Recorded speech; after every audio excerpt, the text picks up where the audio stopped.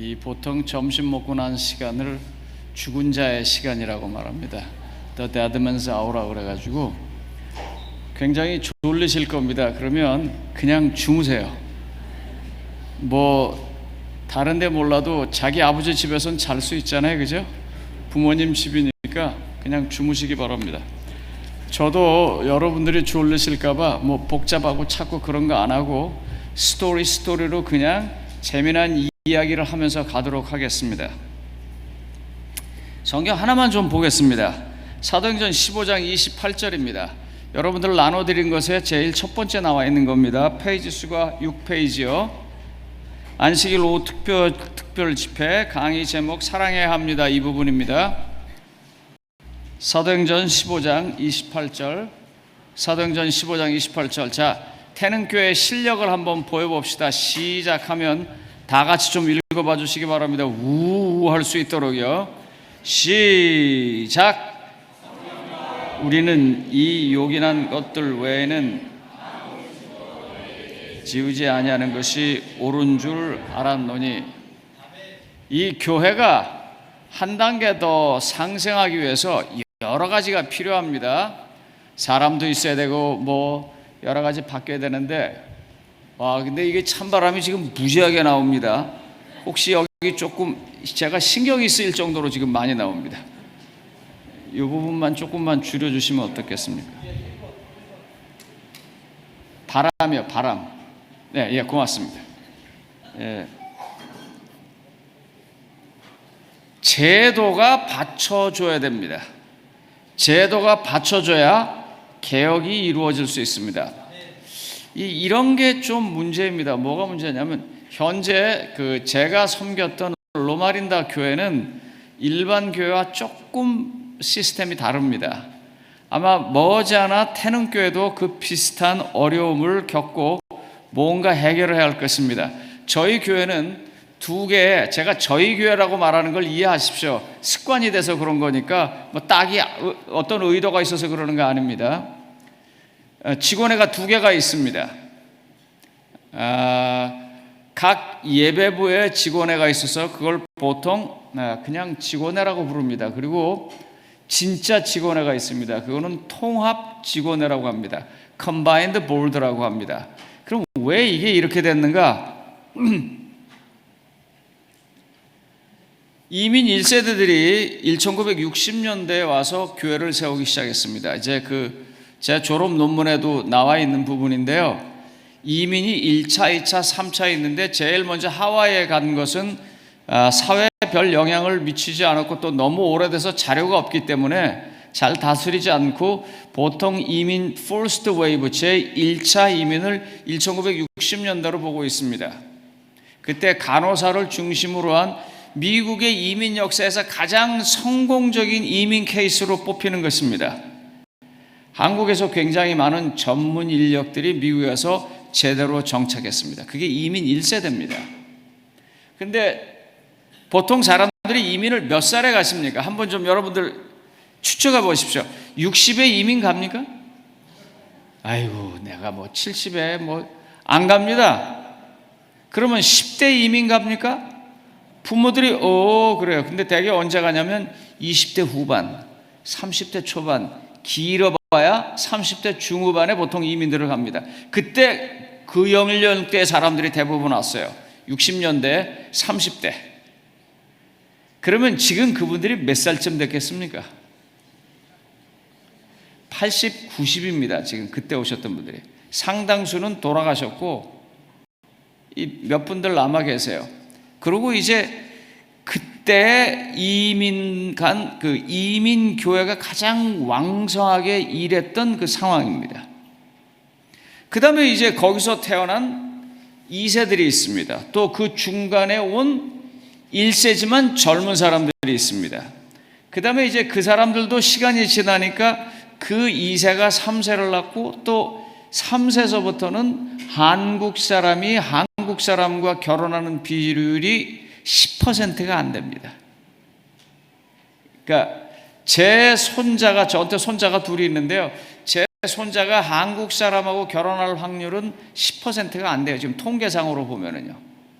그러니까 이 다른 민족과 함께 섞여서 온 사람들까지 구성되어 있어서 저희 그 미국에 있는 로마린다 교회는 1세대 한국 분들, 그 다음에 1세대지만 젊은 신한국 사람들, 그 다음에 영어로 예배드리는 2세, 3세, 그 다음에 타인종까지 연결된 영어부, 이렇게 3개가 있어요. 그걸 저희 1세대가 다 관할을 했습니다. 제가 오고 나서 보니까. 그러니까 무슨 회의를 하면 1세대 어른들은 다 와요. 왜? 당신들이 리더고 당신들이 중요하고 당신들의 의견이 있어야 되니까. 그런데 영어부나 젊은 사람들은 꼭 필요한 것만 있으면 오고 아니면 안 옵니다. 여기는 어떻습니까, 목사님? 중고등부 대표자들 뭐 이런 분들이 당신들 안건에만 있을 때 오죠. 보통 때는 안 와요. 그러면 이제 어른들은 앉아서 그걸 흔히 뭐라고 말하냐면 his baby입니다. 이게 이 교회가 his baby예요. 왜냐하면 자기네들의 어떤 아이덴티티를 나타낼 수 있는 아주 좋은 장소예요. 그런데 2세나 아니면 젊은 1세들이나 3세들은 전혀 관심이 없어요. 그러니까 회의를 하면 어른들끼리 모여서 뭐라고 얘기하고, 뭐 예를 들면 소풍 갑시다 그러면 열의 여덟은 어른들이고 하나나 둘만 오는 거예요. 그래서 시스템을 바꿨습니다. 어떻게 바꿨냐면 이제서부터는 예배를 세수로 보니까 세 예배부에서 각각 대표자를 보내라 그랬어요. 그래서 직원이 어떻게 구성되냐면 청년부에 3명, 영어부에 3명, 국어부에 3명, 그렇게 해서 9명입니다. 그게 중요한 회의입니다. 가장 중요한 건 거기서 합니다. 그래서 어떻게 되냐면요, 이제는 눈치를 봐요, 서로요. 옛날에 어른들이 합시다, 하자고요. 그러면 젊은들은 어떻게 해요? 안 돼요. 그렇게 말을 안 해요. 가만히 있다가 교회를 안 나와버려요, 그냥. 그게 젊은이들의 반응이에요. 근데 요즘은 안 그래요. 요즘은요, 어른들이 눈치를 봐요. 영어부에서는 우리가 내놓는 안을 어떻게 생각하지? 우리 젊은 국어부에서는 어떻게 생각하지? 대략 교인이 한 1000명 정도 되는데 그저 비슷하게 300, 300, 300 이렇게 있습니다. 그러니까 서로 눈치를 보는 거예요, 이렇게요. 그런데 문제는 이 시스템이 우리밖에 없습니다. 그래서 합해서 공문이 오면 이제 제가 그걸 분류를 합니다. 합해서는 아직도 뭐예요? 성교회, 여성성교회, 안실학교 뭐 다 있는데, 뭐 청년부에 가보면 제가 듣도 보도 못하던 부서들이 있어요. 사회인부, 또 영어부에 가면 무슨 푸드 미니스트리. 그러면 이제 날라온 걸 보고선 제가 이건 일로 가면 좋겠다, 절로 가면 좋겠다. 왜요? 시스템이 아직 거기까지 못 갔기 때문입니다. 우리 이 재림교회 시스템은 아직도 상당히 오래전 시스템을 그냥 쓰고 있습니다. 그런데 개교에서는 어떻게 해요? 현장이 많이 다르죠, 그죠? 어디 가면 노인이 많고 어디 가면 어린이가 많고, 그럼 거기에 맞춰서 해야 되잖아요. 그런데 바로 초대에 소위 지경을 넘어서 은혜의 강가로 가는 그 교회가 제일 먼저 한 일은 뭐냐면, 요번에 가보니까 우리하고 다른 사람이 너무 많더라. 그 사람들을 어떻게 할까? 바울이 보고서를 가지고 오고 바나바가 보고서를 가져오고 안디옥에서 벌어진 이야기들을 할 때 이 사람들이 이거 어떡할까? 그러다 뭐래요? 가장 요긴한 것만 놔두고 나머지는 다 풀어주자. 나머지는 다 풀어주자. 그때서부터 교회는 발전하는 것입니다. 그 헌금을 어떻게 그렇게 쓰냐? 안식일에 어떻게 그렇게, 그러는 동안은 죄송합니다. 그냥 이 모습으로 삽니다. 그렇지만 가장 중요한 핵심, 조금 어려운 말로 하면 코어 밸류, 핵심 가치, 그걸 딱 세워놓고요. 이거 세우는 데는 정말 피 터지게 싸우셔야 합니다. 이거 세우는 데는요. 그래서 코어 밸류, 핵심 가치를 딱 세워놓고, 그리고 난 다음에는 그 핵심 가치에 맞춰서 뭘 하든지 거기서부터 벗어나지 않으면, 전통적으로 과거에 우리가 어떻게 했다는 것에 매여 있으면 교회는 희망이 없습니다. 그것만 맞으면 갈 수 있도록 밀어주고 밀어줘야 합니다. 전 시간에 제가 말씀드렸을 겁니다. 침례를 줄 때마다 팔다리를 자르는 것 같아서 너무 마음이 아팠다고요. 그건 지금도 거의 마찬가지입니다. 제가 여러분들에게 한번 질문을 던질 테니까 보십시오. 안식일에 요즘은 뭐 한국도 5일 수업을 하는 데가 많으니까 괜찮지만 저희 때 같으면 꿈도 못 꿀 때입니다. 직장도 마찬가지고요. 그걸 포기하고 교회 왔는데 여러분들이 교회 오셔서 뭐 하셨습니까? 제가 제일 힘들었던 부분이 그 부분입니다. 아이는 학교를 안 가고 성도님들은 직장을 안 가고 그것 때문에 결혼을 미루고 그러고 와가지고 말입니다. 왜 나한테는 싼 콩나물 안 시키고 비싼 시금치 사와서 파트라 하랬냐고 싸우는 걸 모습을 볼 때요. 저분들이 여기 왜 왔지? 공부를 안 하고 이 교회 왔는데 와가지고 게임하고 장난 놀고 그럴 때는요, 내가 무슨 생각이 그냥 학교에 가라, 내 그러고 싶단 말이에요. 우리 학생부 목사님 어디 계실지 모르겠네요. 여러분들이 어쩌면 공자님의 의견에 따르면 가장 지고의 덕인 학생이 공부하는 걸 포기하고 교회를 왔다고요. 어마어마한 걸 포기하고 여기로 왔어요. 그럼 여기서 어떻게 보내야 돼요? 그 포기한 것보다 훨씬 더 가치 있는 것을 이뤄나가야 돼요. 근데 그게 없이 그런 걸 하지도 않은 채 무조건 하지 말라부터 시작을 하니까 애들의 팔다리를 내가 잘라놓는 거예요. 학교를 안 가고 여기 와가지고 여기 왔는데 이게 정말 대단한 걸 하기 때문에 맞아, 이건 가치 있는 거야 하면 나도 편하겠어요. 근데 그런 걸 안 했단 말입니다. 그래서 오늘 저는 여러분들하고 그런 게 뭔지 좀 얘기를 할 테니까 어쩌면 여러분들이 과거에 생각했던 것에서부터 많이 벗어날지 몰라요. 그래도 그렇게 안 하면요, 그냥 그대로 살다가 그대로 마치게 될 겁니다. 아까 다니엘서로 다시 돌아가겠습니다. 다니엘서에서 가장 클라이막스가 어디라고 생각하십니까? 보통 학자들이 다니엘서에 가면 9장서부터 11장까지가 제일 골치 아픕니다. 남방왕 북방하고 나오는데 그게 뭔지 잘 알지도 못하고 이 사람은 이렇고 저 사람은 저렇고 근데 맞는 경우가 거의 없습니다. 지금도 마찬가지입니다. 그런데 이상하게 이 교회가 그런 쪽에 자꾸 집중을 해서 별이 하나 떨어지고 지진이 하나 일어나고 뭐가 일어나면 우 하고 갑니다. 근데 다니엘서는요, 그게 클라이막스가 아니에요. 다니엘서는요, 6장에 드디어 어떻게 해요? 18절, 19절, 20절, 21절 쭉 나갈 때 사람들이 어떻게 하냐면 그를 갖다 감옥에다, 이 사자굴에다 집어넣습니다. 밤새도록 막 힘든 그 임금이 말해요. 새벽에 달려와서 말하는 거예요. 다니엘아, 내가 지키는 하나님이 널 무사하게 했느냐? 그랬더니 어떻게 해요? 왕이시여. 그러면서 얘기해요. 거기서 가장 중요한 핵심이 이 부분입니다. 거기 아무리 읽어보셔도 다니엘이 자기를 그 사자굴에다 가둔 사람을 욕하는 내용이 나오지 않습니다. 그냥 뭐라고 말하냐면 저는 왕께 해를 끼친 적이 없습니다. 저는 이 일에 대해서 무죄합니다라고 말하죠. 그놈들이 나쁜 놈들입니다. 그놈들은 죽어야 할 사람들, 그렇게 말하지 않아요. 그리고 올라옵니다. 저는 만약에 우리 교회가 우리의 아이들을 다니엘서를 가르칠 때 이런 아이가 되라고 가르쳤다면 어땠을까요? 우리 교회가 바뀌었을 거예요. 아이들의 꿈이요, 의사가 되는 거, 아이들의 꿈이 변호사가 되는 게 아니라 아이들의 꿈이 의사가 되든 변호사가 되든 목사가 되든 다니엘처럼 살아가는 거.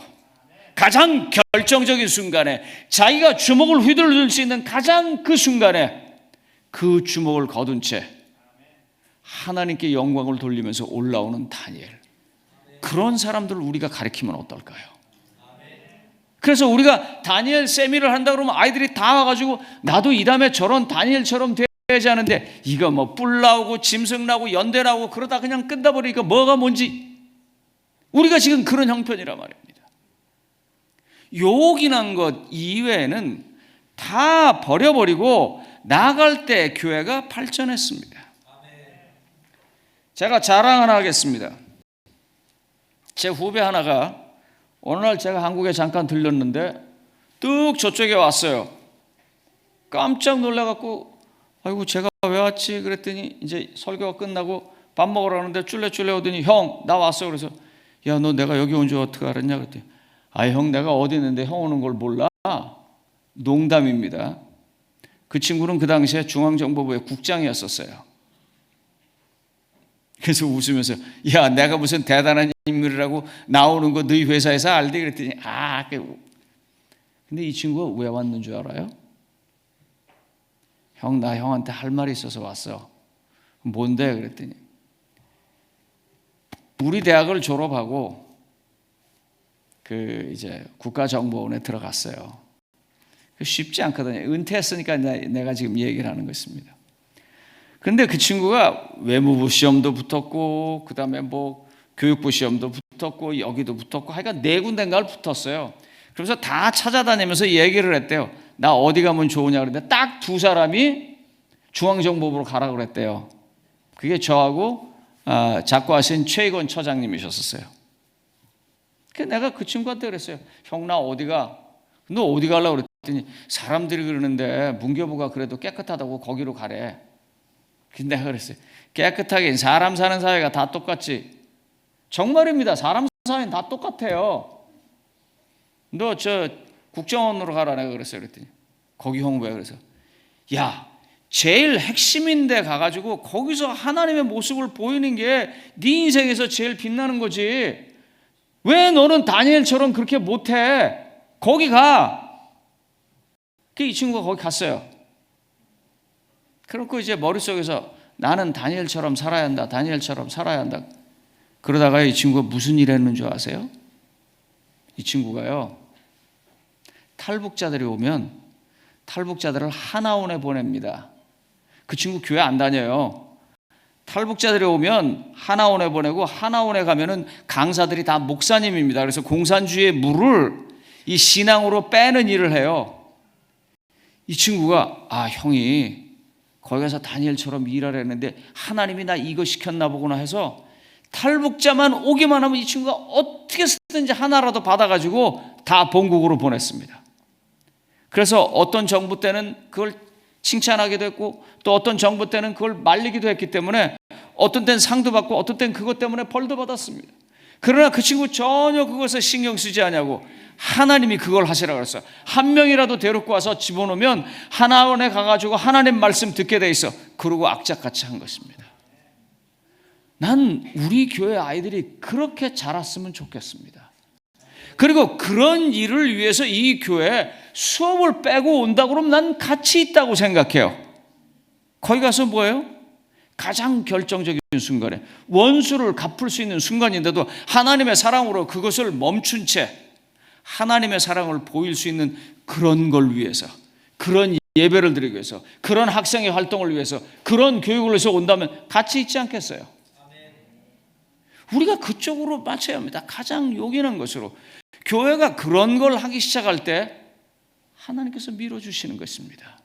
드디어 교회가 넘어갈 수 있는 거예요. 사도행전 1장 8절은 우리가 굉장히 중요하게 생각하는 성경절입니다. 사도행전 1장 8절 보겠습니다. 같이 읽어볼까요? 시작하면은요. 시작. 다시요. 아까하고 달리 아주 그냥 힘이 많이 죽었어요. 힘 있게요. 시작.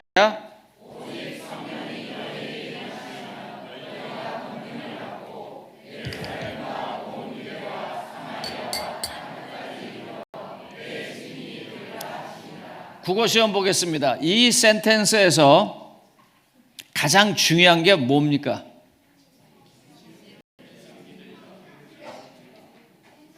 이걸 읽으면서 어떻게 읽냐면요. 유대와 사마리아 땅끝까지 여기에 신경을 팔아요. 근데 여기서 가장 중요한 거는요. 증인이 되라고 하는 거예요. 그러니까 교회가 목표를 잡는 것은요. 어떤 교회가 목표를 잡는 것은요. 어떤 이 소위 말하는 더그마틱스 그런 게 아닙니다. 교회가 목표로 잡는 건요, 사람입니다. 사람. 어떤 사람이냐면 예수를 증거할 수 있는 증인이 되는 사람입니다. 여기다가 좀 초점을 맞추십시오. 그래서 우리 교회는 도대체 어떤 사람이지? 나는 어떤 사람이지? 남이 나를 보면 어떻게 느낄까? 이 남이 나를 보는 그런 모습이 하나님께서 내게 생각하는 그 바람직한 그 모습일까? 이런 걸 좀 생각하면서 교회를 움직여보자 말입니다. 제가 오늘 그래서 집회의 목표를 이렇게 잡았습니다. 지경을 넘어가는 것은 전진을 가능하게 하는 인간을 만들려고 하는 것이다. 그러니까 여기서 이거기 때문에 우리가 어떤 인간이 돼서 넘어가는 것입니다. 힘든 거를요. 제가 전혀 지금 파워포인트를 쓰지 않는 것은 거의 의도적입니다. 왜냐하면 파워포인트를 쓰면 여러분들이 이렇게 했다, 이거 했다, 저거 했다, 이 소란스러워서 안 해요. 여러분 여기 적혀 있으니까 집에 가서 다 보세요. 혹시 멜 깁슨이 누군지 아십니까? 네, 좀 하세요. 네, 고맙습니다. 영화 배우거든요. 감독이고요. 아마 이분이 Passion of Christ라는 영화도 만들었고요. 그 다음에 또 브레이브 하트라는 영화에는 주연으로도 나왔습니다. 지금 속으로 여러분들은 저 인간이 그 영화를 봤을까 안 봤을까 그러시면 안 됩니다. 한 번은요, 제가 이런 얘기를 성경 공부를 가르칠 때 했다가 아주 어떤 사람한테 정말 혼났습니다. 목사님 영화 가시죠? 그래요. 굉장히 좋은 영화가 나왔다고 이제 저한테 성경 공부를 배우신 분이 표를 끊어주겠다고 온 거예요. 그래서 아유 저 영화 못 갑니다. 그래서 왜요? 이거 무슨 좋은 영화인데요. 그래서 알아요. 근데 왜 못 가냐? 그래서 아이고 제가 그 영화관에 가 있고 그러면 혹시 그걸 보는 사람이 시험 받습니다. 목사가 영화관 갔다고. 목사님이 영화 가는데 왜 시험을 받아요?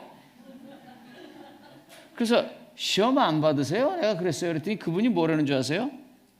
목사님이 갈 때는 가실만 하니까 갔겠죠. 왜 제가 시험을 받습니까? 좀 그런 믿음 좀 갖고 사십시오. 예? 저 인간이 또 뭘 보고 저러나 그러지 마시고요. 멜 깁슨은요, 이 천주교에서도 가장 보수적인 입장에 속한 천주교인입니다. 그런데 멜 깁슨이 핵소 리치, 다시 말하면 핵소 고지라는 영화를 만들었습니다. 그 영화는 누구의 영화입니까? 데스몬드 도스라고 하는 우리 재림 성도의 내용입니다. 그런데 천주교인 배우이자 감독이 그 영화를 제작해서 만들었단 말이에요. 여러분 이런 거에 무슨 느끼시는 게 없습니까? 지경을 넘어가는 모습을 여기서 보지 않으세요? 이 교파라는 어떤 그 장벽을 넘을 수 있는 힘을 느끼지 않으세요? 예, 뭐예요? 인류의 일본군이건 미군이건 상관없이 전쟁에서 흔히 나를 지키고 나만을 생각하는 그런 게 보통 세상인데 거기서 한 명이라도 하면서 지는 총도 안 맺는데 끌어내리는 그 사람의 이야기는요 천주교이든 장로이든 불교인이든 상관없다 그 말입니다. 지경을 넘어가는 거예요. 그게 가장 요긴한 거예요. 그런 증인이 좀 되라고 하는 거예요 우리가요. 왜요? 예수님 그렇게 사셨으니까요. 예수님이 십자가상에서 자기하고 아무 상관도 없는 그 오른편의 행악자를 향해서 약속의 말씀을, 왼편의 행악자가 그를 비난하니까 아무 말도 하지 않는 그 모습, 그런 증인이 좀 되라는 거예요. 그래야 예수님이 오신다는 건데 이상하게 찾고 사람이 아니고 다른 데로 빠져요. 여러분 이 더그마틱스 교리라고 하는 거는요 조금 더 공부한 사람한테 지게 돼 있고요 끊임없이 발전되고 변화하는 것입니다. 그러나 사람이 그 마음속에서 그리스도의 모습을 가지고 사는 거는요, 어디에게도 통하고 어디서도 가능한 얘기입니다. 주님은 그런 사람이 준비되면 오시겠다고 그러는데, 사람이 준비될 생각을 하라고 자꾸 이상하게 무슨 인포메이션. 제가 그래서 싫은 소리 한 번 더 하겠습니다. 한번 저희 교회에서 그런 일이 있었다가 제가 아주 심히 화를 낸 적이 있는데요. 이제 뭐 무슨 특별한 집회가 있어서 어느 목사님 오면 좋을까요? 어느 목사님 오면 좋을까? 막 그러는데 어느 목사님 얘기가 나오니까 한 분이 뭐라 하냐? 아, 그분 전번에 왔다 갔습니다. 몇 년 전에 왔다 갔네. 몇 년 전에 왔대. 그런데 그랬더니, 아니 뭐 한 번 왔다 갔는데. 지금 이 말의 뜻은 뭐냐면요, 어떤 사람을 통해서 인포메이션, 정보를 듣겠다는 것입니다. 성경에요, 이 성경을 가지고요 2000년 동안 설교했어요. 그러면 여기에 인포메이션이 모르는 게 뭐가 있을 것 같습니까? 이거 잘 모르니까 어떻게 해요? 이거 갖고 원어로 설명하고, 이거 잘 모르니까 다른 번역으로 설명하고, 그것뿐이지 똑같은 거예요. 제가 그분에게 그렇게 말했습니다. 교회는 인포메이션을 들으러 오는 데가 아니고 교회는 사람이 바꾸기 위해서 오는 것입니다. 내가 그랬어요. 사람이 그리스도의 증인이 되기 위해서 오는 것입니다. 그런 일을 위해서 우리가 어떻게 할 것인가? 나는, 내 가족은, 내 자식은 이런 일을 위해서 어떻게 할 것인가? 그걸 생각하고 그걸 준비하면서 그걸 가지고 지경을 넘어가는 것입니다. 그래서 지경을 넘어가는 사람들을 좀 보도록 하겠습니다. 사도행전 6장에 보면 스데반이 나오는데, 스데반이 설교를 시작할 때 모습이 6장 15절에 이렇게 말합니다. 제가 지금 저기서 저 스크린으로 제 얼굴을 보거든요. 이제 뭐 이 비치는 것도 있고, 그 다음에 제가 이 얼굴에 그 비누로 세수하고는 뭘 바르는 적이 없습니다. 그래서 저 결혼할 때 누가 뭘 사줬는데, 제가 결혼을 40몇 년 전에 했는데 언제가 보니까 그게 아직도 있더라고요. 그래서 버렸습니다. 왜냐하면 내가 안 발라서요, 그런 걸. 스데반의 얼굴이요, 저처럼 이렇게 시커멓지 않고 6장 15절에 뭐라 그러는지 한번 좀 읽어봐 주십시오. 6장 15절. 공회 중에 앉은 거기요. 시작.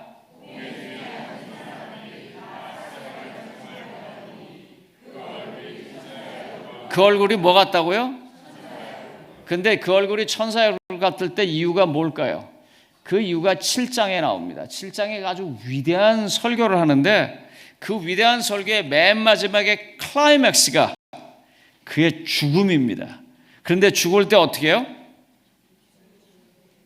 이 말을 하고 자니라. 근데 그 말이 뭐예요? 저들이 몰라서 그러니까 이 죄를 저들에게 돌리지 마옵소서. 근데 이거 누가 한 말이에요? 누가복음 23장에서 예수님이 한 말이에요. 그러니까 스데반이 지금 뭐예요? 예수님의 증인이에요.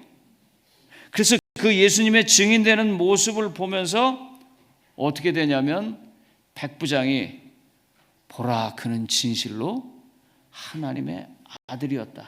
또 다른 곳에서 보면 보라, 그는 진실로 의인이었다라고 말합니다.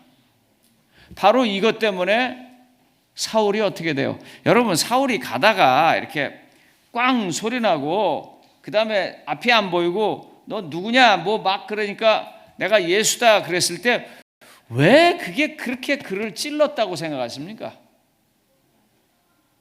왜?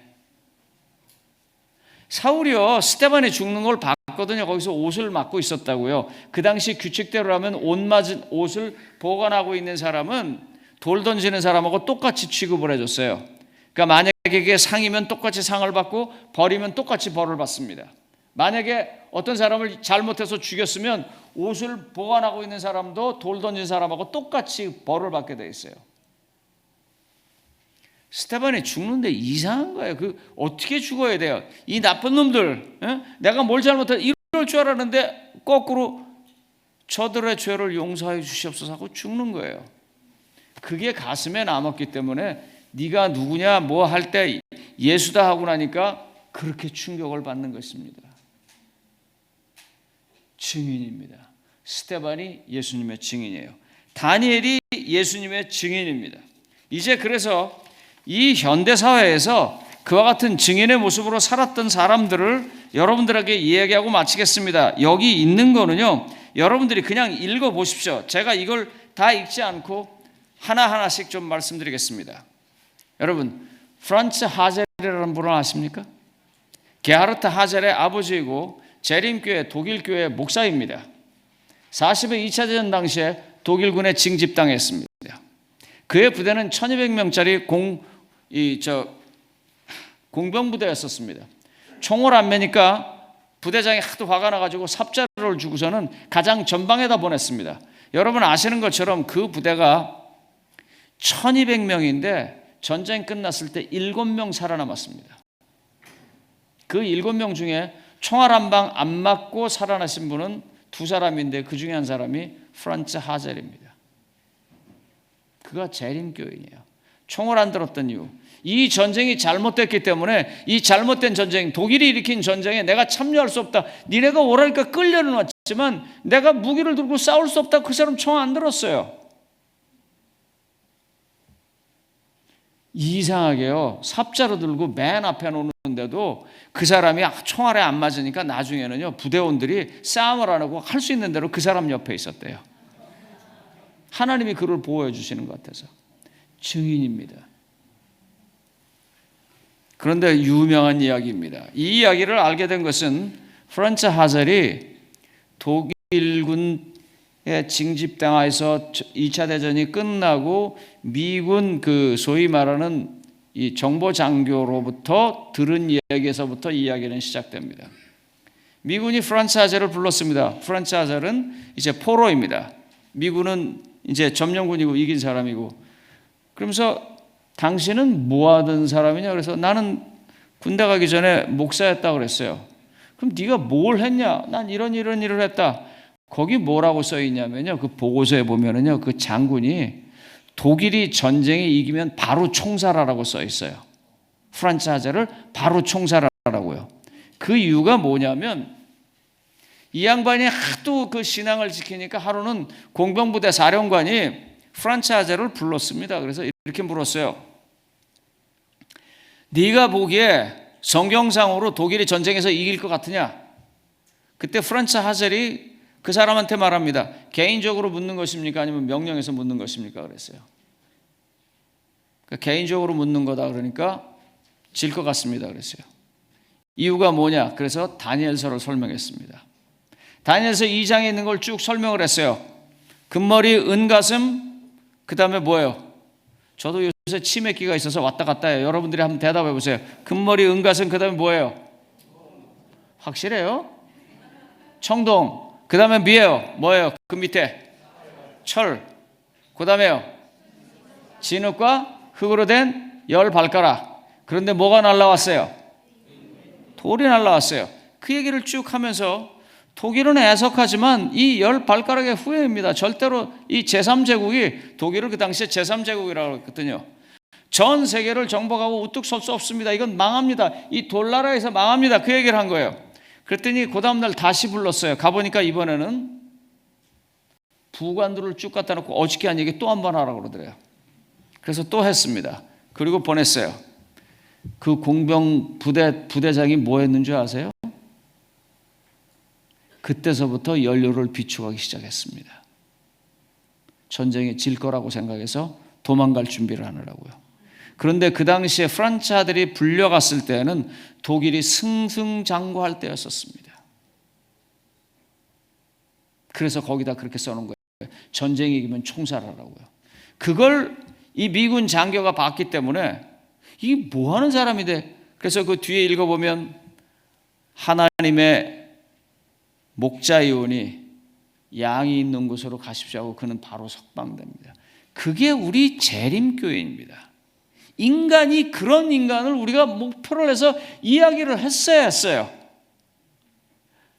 가가지고 확실하게 얘기하는 것입니다. 이 전쟁은 합당한 전쟁이 아니니까 난 총을 맬 수 없다고. 그런 인간, 그렇게 당당하게 서는 인간, 그 앞에서 다니엘 계시록 얘기를 하면서 이 땅의 나라가 절대로 영원히 못 간다고 이야기할 수 있는 사람, 그리고 하나님을 열심히 믿기 때문에 삽자루를 들고라서라도 전쟁에 나가지만 두려워하지 않냐고 하나님이 지켜주는 사람, 그런 사람이 예수님의 증인인 것입니다. 다시 또 한 사람을 이야기하겠습니다. 스스키 시게하루입니다. 여러분 잘 아시죠? 가미가제 대원입니다. 가미가제는 뭐예요? 일본이 전쟁의 막판에 지기 시작하면서부터 모든 게 부족했어요. 그러니까 이제 비행기를 타고 그냥 가서 디레받고 죽는 거예요. 그런데 스스키 시게하루의 아버지가 늘 이렇게 가르쳤습니다.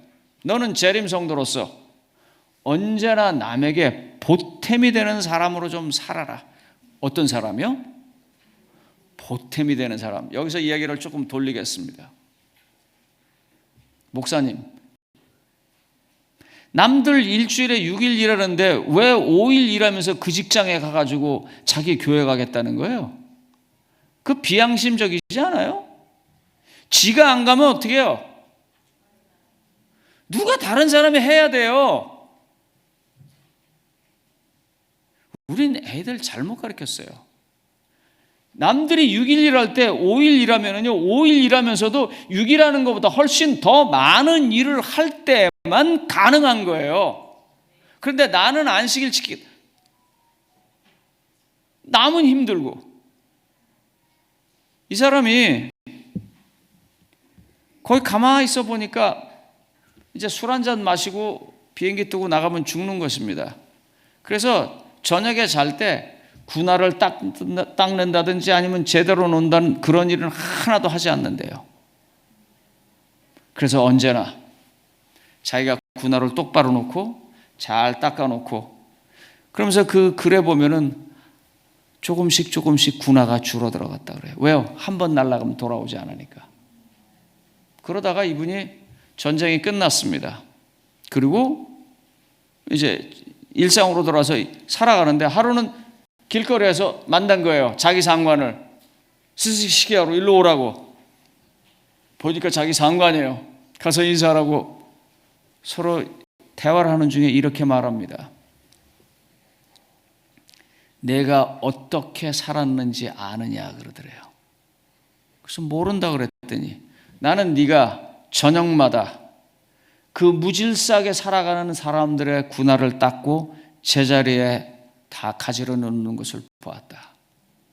전쟁이 끝나고 나면 일본을 지켜야 할 사람은 너 같은 사람이라서 내가 너는 늘 뒤로 밀어놓고 뒤로 밀어놨다는 거예요. 재림교회는요, 이런 가치를 갖고 살아야 합니다. 그래서 재림교인이 하나 있으면 다른 사람이 편한데 돼야 돼요. 그런데 재림교회는 어디 가서요, 자기의 가치를 지키기 위해서 남의 이득을 취합니다. 왜요? 내가 토요일 날 교회 가야 되니까 남이 그걸 해줘야 된단 말이에요. 그러니까 뭐예요? 꼴 보기 싫은 거예요. 예를 하나 들까요? 여러분 제발 음식점에 가서 이거 들어가냐 저거 들어가냐 빼라 그러지 마세요. 가지를 마세요 그냥. 자, 내가 음식점 주인이라고 한번 생각해 보세요.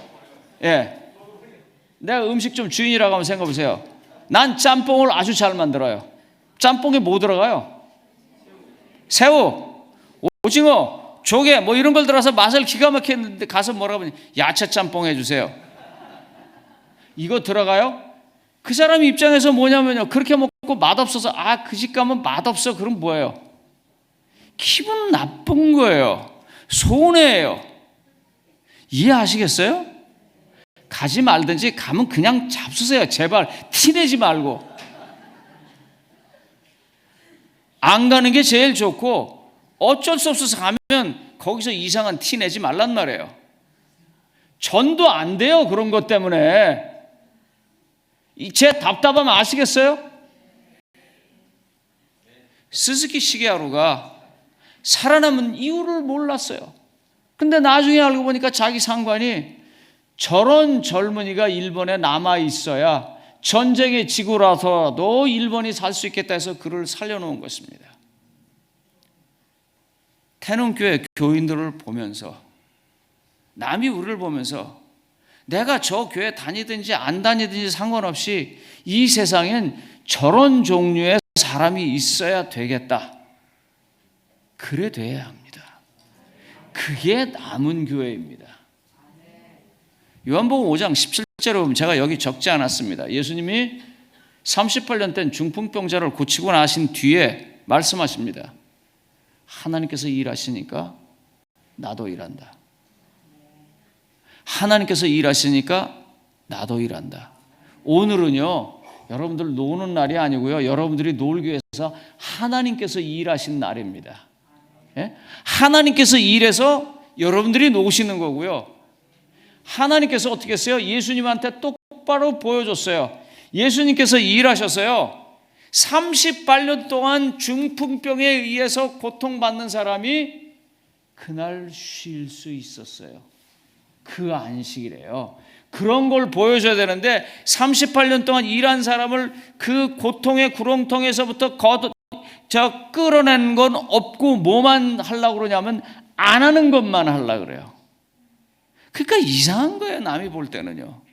어떻게 학교 같은 그런 중요한 걸 빠지고 나가서 저희 가서 저렇게 시간을 보내지. 어떻게 직장 같은 중요한 가정을 지켜야 할 그걸 포기하고 저 교회 가갖고 저렇게 살지. 나도 이해 안 가요. 그분들은 고사하고 나도 이해 안 간다고요. 성도님 여러분, 안식일 날 여기 오셨을 때요, 정말 이거 굉장히 귀하게 생각하셔야 돼요. 내가 여기 오기 위해서 얼마나 많은 것을 포기하고 희생하고 왔는지를 생각해 보고요, 거기에 걸맞게 좀 살아보자고요. 예? 거기에 걸맞게. 제가 로마린다 교회에 13년 3개월인지 2개월인지 있었어요. 그래서 만 13년 3개월인가 있어서 이제 한 14년 일했다고 그러는데, 사람들이 저한테 그래요. 아유, 그거 어떻게 그 교회에서 이렇게 오래 장기적으로 목회를 할 수 있었습니까? 그때마다 제가 쉽게 말해요. 예, 우리가 교회를 졌습니다. 저희가 교회를 졌어요. 제가 와서 8년 정도 계획을 하고, 계획이 시작되고 2년 만에 교회를 짓고, 교회를 짓자마자 코로나가 터지는 바람에 잠깐 쉬었다가 이제 코로나 끝나면서 이제 시스템을 정비해놓고, 그리고 저는 이제 은퇴했습니다. 이유는 간단해요. 뭐냐면 무슨 일이 있으면 제가 항상 그랬어요. 교회 짓고 나서 합시다. 예. 목사님 저기 피아노가 이쪽에 있고 저쪽에 있지 않아야 되겠습니까? 내가 보기엔 피아노가 여기 있든 저기 있든 내 머리 위에만 안 있으면 괜찮을 것 같은데, 어떤 분한테는 그게 아주 목숨 걸 것만큼 중요한 거예요, 보면은.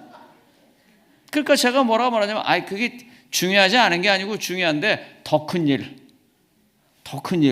교회를 짓고 난 다음에 생각하자고. 더 큰 일이 있으면은요, 조그만 어려움은 다 없어져요. 제가 아주 확실한 예를 하나 들어드릴게요. 여기서 교통사고 나신 분, 누굴 들이받든지 아니면 받치든지 해보신 분 손 한번 좀 들어보세요. 예, 그 손 드신 분요, 교통사고가 났는데 처음에 아프든가요, 안 아프든가요? 하나도 안 아픈데 하루 이틀 지나고 나니까 어떻게 해요? 여기도 아프고 저기도 아프고. 왜 그래요? 처음에는요, 빵 하면서 교통사고 났다는 사실, 이거 누가 죽었나, 내가 죽을 건가 하는 그게 너무 커갖고 뻥 해갖고 있는 거예요. 그런데 이제 뭐예요? 차는 어느 정도 찌그러졌지만 괜찮고 나도 뭐 죽은 것 같지 않. 그러니까 어떻게 해요? 무릎팍도 아프고 가슴도 아프고 그런 거예요. 인간이요, 뭐 이렇게 잔잔한 갖고 자꾸 시비 거는 건 살만해서 그런 거예요. 그게 정말 힘든 분 안 그래요. 정말 가치 있는 일이 있으면 그렇게 못해요. 그런데 우리가요, 그 정말 가치 있는 일을 못 발견해서 그런 거예요. 예수님은 뭐라고 말하냐면 나의 증인이 되라고 말했어요. 정말 가치 있는 일, 내가 감히도 예수님을 닮아가는 일, 그걸 하라고 그러는 거예요. 근데 그건 안 하고 엉뚱한 짓 하니까 자꾸 이러는 거예요. 교회가 은혜의 강가로 가기까지 지경을 넘어가려면 그게 꼭 있어야 합니다.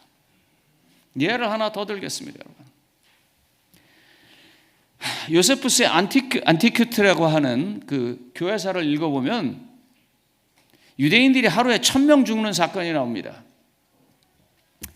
BC 164년서부터 166년까지, 제가 지금 다 기억 속에서 말하고 있기 때문에 혹시 연대가 조금 틀리더라도 이해해 주십시오. 안티오쿠스 에피파네스 4세가 이제 이집트를 공격하기 위해서 내려가다가 팔레스타인에서 전쟁을 벌입니다. 그리고 갔어요. 이집트하고 전쟁을 해서 졌습니다. 그리고 돌아오는데 이 팔레스타인 사람들은 안티오쿠스 에피파네스가 죽었다고 들었어요. 잘못 들어가지고. 그래갖고 잔치를 벌리고 난리가 났습니다. 이제 이 우리를 못 살게 군 놈이 죽었다고. 오면서 어떻게 하겠습니까? 안 죽었는데. 아주 유대를 초토화시킵니다. 그래놓고 사이가 굉장히 안 좋았어요. 아시리아의 안티오쿠스와 이 유대가 사이가 안 좋았어요. 그래서 끊임없이 독립전쟁을 해요. 그런데 어느 날 가만히 보니까요.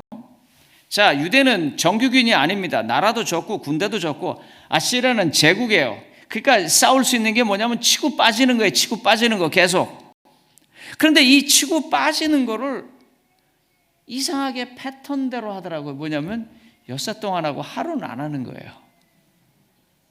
오, 이것들이 보니까 토요일 날은 공격을 안 하네. 그래서 알아보니까 토요일 날은 전쟁을 안 한대. 안식일이라고. 그래서 그 다음에 어떻게 했는 줄 아세요?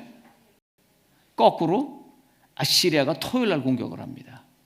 1000명이 그냥 죽어요. 대항을 안 하니까. 그런데요, 역사에서 그게 요세푸스의 기록에 잠깐 나와 있고 아무도 기억하지 않습니다. 목사님 혹시 이 얘기 들으셨어요? 1000명 죽었다는 얘기. 이 목사님 같은 전문적인 그 공부하는 분들 외에는 잘 몰라요. 왜요?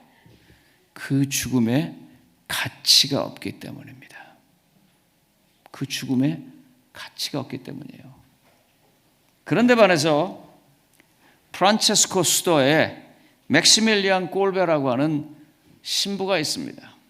아시는 것처럼 그가 아우슈비츠라는 수용소에 들어갔다가 그 당시에 독일은 수용소 감방에서 한 사람이 도망가면 10사람을 죽였습니다.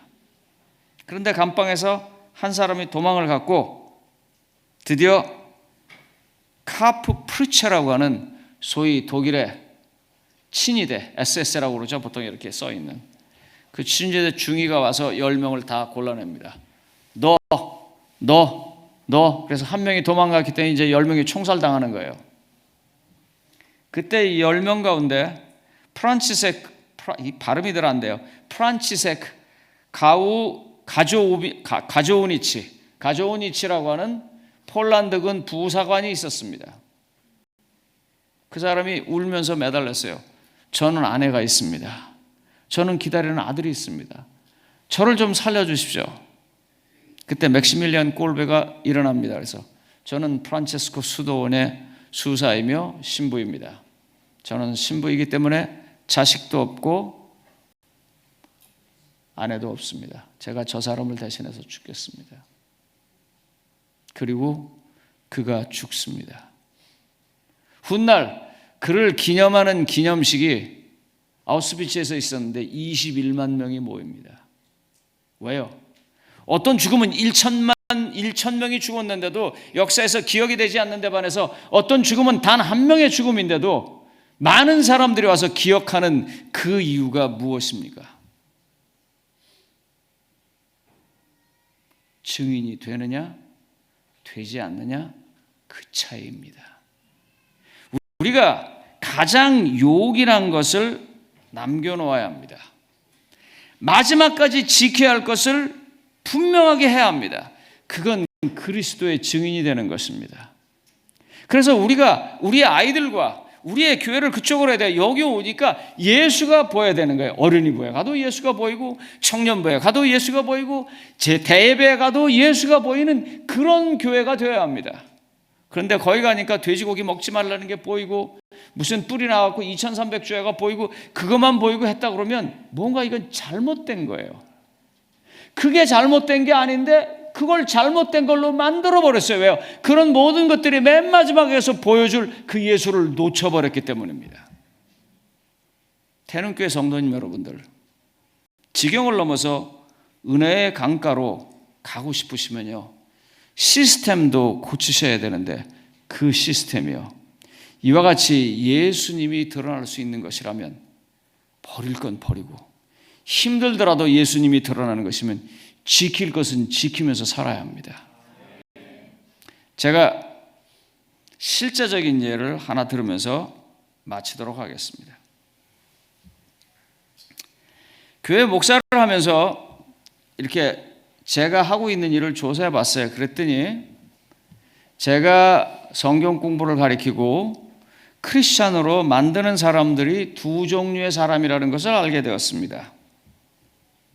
어떤 사람이냐면 일주일 내내 일할 게 없어서 빤빤히 노는 사람하고 일주일 내내 빤빤히 놀아도 먹고 살 수 있을 만한 그런 사람 두 종류입니다. 실업자하고 실업가하고 둘을 성경 공부를 가르치고 있더라고요. 왜요? 지금은 좀 바뀌었지만 제가 40년 전에 여기서 목회하고 그럴 때요. 한국은 소위 말하는 그 제1차 경제개발, 제2차 경제개발 하면서 정말 부지런하게 일하던 때입니다. 저희요, 진짜 미치도록 일했습니다. 저 보통 집에서 늦어도 7시 15분이면 나가서 들어올 땐 밤 11시에 들어왔고요. 제가 새벽 5시에 어떤 사람 성경 공부 가르치라고 그러면 5시에 갔고요. 12시에, 밤 12시에 가르치면 12시에 갔습니다. 왜요? 우리 시대가 그랬어요. 현대나 삼성이요, 사장단 회의를 언제 했는 줄 아세요? 4시에 했어요. 그리고 6시에는 그 사장이 와가지고 자기 회사에서 부장들 불러놓고 회의했어요. 그래서 8시 되면 벌써 일감이 쫙 돼 있던. 그렇기 때문에 지금 여러분들이 은퇴연금 받고 잘 사는 건 그 시대에 열심히 했던 것을 지금 타먹는 것입니다.